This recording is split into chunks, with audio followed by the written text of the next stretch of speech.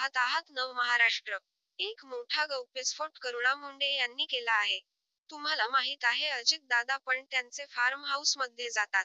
आणि राज्यात संतोष देशमुख हत्या प्रकरणात वाल्मिक कराड सापडल्यापासून त्याचे निकटवर्तीय म्हणून ओळख असणाऱ्या मंत्री धनंजय मुंडे यांच्या राजीनामाची मागणी होती. मात्र या राजीनाम्याच्या मागणीला मुख्यमंत्री देवेंद्र फडणवीस सिरियस घेत आहेत ना अजित पवार. अजितदादा आणि देवेंद्र फडणवीस दोघेही एकमेकांकडे बोट दाखवत टोलवाटोलवी करतात. हे दोघे मिळून धनंजय मुंडे यांना वाचवण्याचा प्रयत्न करत आहेत का असा सवाल उपस्थित केला जात आहे. असे असतानाच अजित पवार यांनी आता तर अजबच विधान केलंय. ते म्हणाले की धनंजय मुंडे यांना वाटत असेल तर ते राजीनामा देतील. नसेल वाटत तर नाही देणार.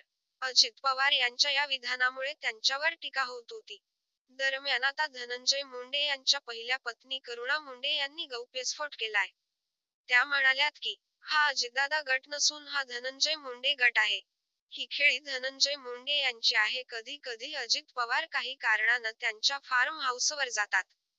ते फार्म हाऊसवर काय करतात हे मात्र करुणा मुंडे बोलल्या नाहीत.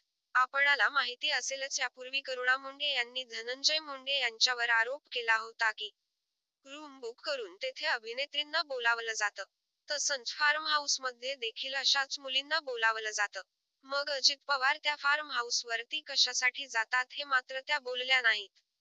त्यावेळी त्यांना तिथून परत आणण्याचं काम हे धनंजय मुंडे करत असतात.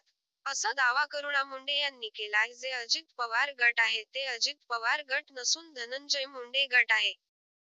जे अजित पवार गट आहे ते अजित पवार गट नसून धनंजय मुंडे गट आहे. हे सगळे जे खेळी चालू आहे ना हे सगळे धनंजय मुंडेची आहे. तुम्हाला माहीत आहे अजितदादा पण कधी कधी असं शांतमध्ये जातात. ते त्यांच्या फार्म हाऊसमध्ये जातात आणि गप्प बसतात. त्यांना आणण्याचं काम पण धनंजय मुंडे करतात. ते धनंजय मुंडे गट आहे. अजितदादा पण त्यांची ऐकतात. त्या जे धनंजय मुंडे सांगतात त्या गटामध्ये तेच होतात. ते धनंजय मुंडे गट आहे.